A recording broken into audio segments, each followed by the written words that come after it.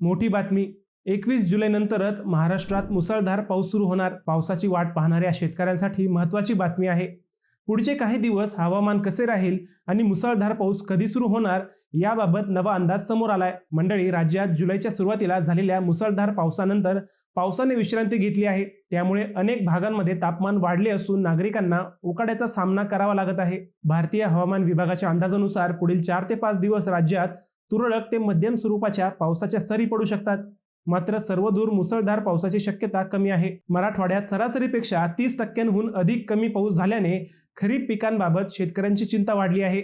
सोलापूर, पश्चिम विदर्भ तसेच उत्तर आणि मध्य महाराष्ट्रातील काही भागांमध्येही पावसाची कमतरता जाणवत आहे.